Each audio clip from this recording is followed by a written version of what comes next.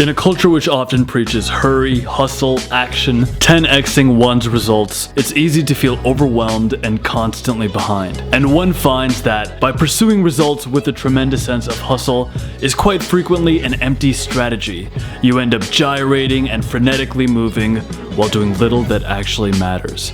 Enter Taoism. According to tradition, the originator of Taoism, Lao Tzu, is said to have been the author of the Tao Te Ching, a short book of aphorisms setting forth the principles of the Tao and its power or virtue. Too many mind. Too many mind? Taoism is an expression of a mentality which feels completely at home in this universe and which sees man as an integral part of his environment. Human intelligence is not an imprisoned spirit from afar, but an aspect of the whole, intricately balanced organism of the natural world. In today's video, I'll be going over 4 principles of Taoism and the ways that we can apply it in our daily lives. The first principle is definitely my favorite, and it absolutely encapsulates the entirety of Taoism in just one phrase. And it is this: the true mind is no mind. The true mind is no mind. Essentially, our brains are like these machines that oftentimes operate outside of ourselves, outside of our truest nature. And what we often do is confuse our thoughts, all of the machinery that's going on in our heads, with our actual nature, our actual truth. So often I find myself driving around in my car or even working on a task, and my mind is completely just running at like top RAM speed. The processing power of my brain, if it's a computer, is just going guns a-blazing. And yet all that mental gyration, all that mental work isn't actually translating to anything real. It's just a delusion of my mind, a function of the mind that is supposed to work that way because our minds were made to basically find out all the negative scenarios, all the potential pitfalls and dangers that are out there that we need to safeguard against. But so often, that's just a machinery. And one thing that Taoism preaches is that the functioning of that machinery, it's not the real you. The real you actually comes from a place of silence. Instead of allowing your mind to constantly gyrate, to think relentlessly without any actual work being done from that thinking, one should have a light, gentle, flexible observation from a place of quietude in the brain. Taoism has a concept that it captures by the word Shin. H-S-I-N, and it's essentially a place that is between the head, the mind, and the heart. A sort of flexible, gentle awareness, a place between general observation and particular focus in which you're sort of aligned with nature and aligned with your work in a state of steadfastness and harmony. This is that state in which you calmly observe the big picture, but generally keep the mind empty. And in that emptiness, it has an incredible flexibility to do. This concept applies to so many facets of our lives. If you've ever taken an improv class, one of the worst things that you can do in improv or as you're trying to be funny is to try to think of how you can be funny. This is something that I've sort of struggled with as I've maybe attempted to incorporate humor into my videos now, is how can I be funny? How can I be funny? Oh, maybe if I act in a certain way, this will seem witty. While you're projecting an emotion, you're not actually communicating what is real, what is true, because both acting and humor, they all resonate because they come from a place of realness. There has to be a communication that is real and relatable, and that can only come when you're present to the moment and gently flexible. This is why acting teachers and improv teachers would say, once you've done your prep work, once you've sort of created scenarios or learned your lines, throw it all away. Throw the cards away, come back to here.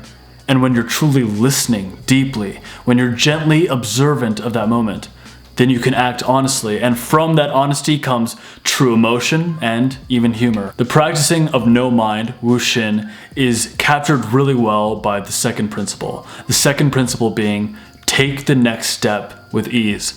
Take the next step, no more, no less, and the next will be revealed to you. This is to say, at times you might feel completely overwhelmed by your task list, all the things that you have to do, but at the end of the day, if you really think about it, you only can do one thing at a time. Even when you're multitasking, you're only diverting your attention back and forth between one thing and one thing. And so you only have to take that next step. Take the next step, no more and no less, and the next will be revealed to you. And once you take that next step, you can then take that next step. And you just proceed in a fashion that is very steadfast and yet easy. This principle is something that I've been attempting to implement, and it has been leading to extremely powerful results. When you're feeling overwhelmed, simply ask yourself, well, what's just the next step? The smallest next step. This literally could be as simple as, the next step is that I should put my socks on. Okay, what's the next step? Put your shoes on. Okay, what's the next step? Grab my car keys. And just follow that next line of action.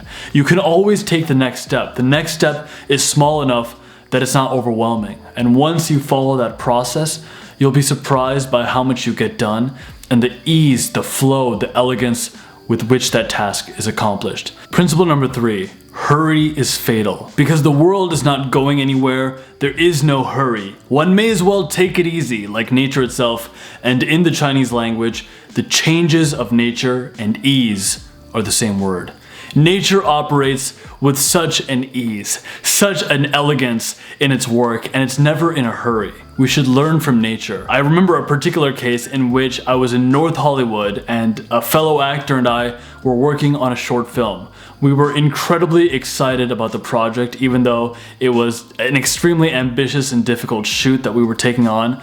But this friend hadn't picked a location, and every time he would say, okay, this is the new location, there would end up being a problem with it. It was either not permitted to be shot at, or the lighting wasn't right, or there was a lot of noise pollution. The location wasn't working out. And with each location change, he had grown more and more frenetic, more and more ambitious, and quickly finding the next location, when actually the result wasn't coming from his speed. That speed was sort of an aimless result, an aimless characteristic of us trying to do the work we needed to do. When we sort of sat down and thought, you know what?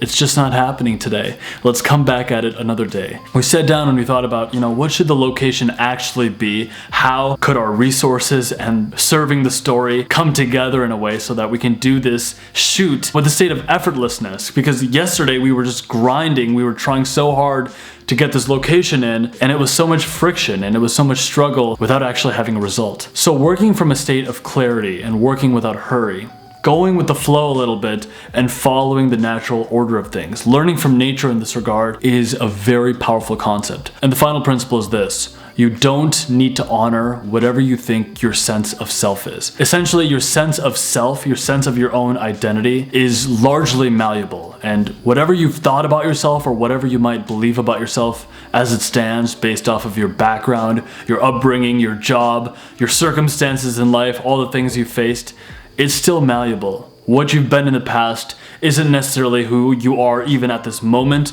or who you're going to be in the future. Human experience is determined as much by the nature of the mind and the structure of its senses as by the external objects whose presence the mind reveals. Men feel themselves to be victims or puppets of their experience because they separate themselves from their minds. The identification of the mind with its own image is paralyzing because the image is fixed. It is past and finished, but it is a fixed image of oneself in motion. To cling to it thus is to be in constant contradiction and conflict.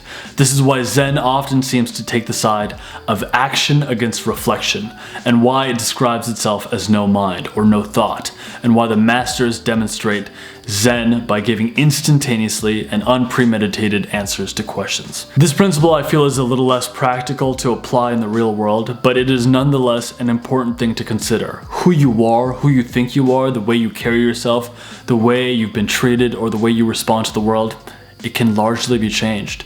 And that's a very exciting, emboldening, and interesting concept to reflect on. Who I am isn't necessarily who I'm going to be, or who I even am going to be within the next 5 seconds. And so these are the 4 Taoist principles that I've really enjoyed in this book by Alan Watts, The Way of Zen. I'm not perfect at this yet, but I really am striving to adhere to this concept of no mind, and especially no mind taking the next step without having all that mental machinery working, because you can really save yourself a lot of suffering and bring yourself a lot of creativity, malleability, and presence when you are working from no thought, when you're working from that state of flow that comes from a generally observant but flexible mind. If you're new to the channel, my name is Nikhil. This channel seeks to combine Eastern spirituality with Western productivity, essentially to help the creative and entrepreneur express the best that is within themselves.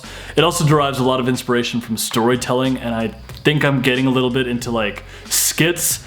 So if that appeals to you, consider subscribing. And with that being said, for those of us who are willing to operate from a state of Wu-hsin, no mind, keeping our mental machinery at an all-time low so that we are using our mind as a tool rather than it endlessly, needlessly draining us. To those of us who are willing to stay gently present and flexible and creative in our work, to us I say, greatness is coming. Thanks for watching as always, guys, and I will see you next time. Cheers.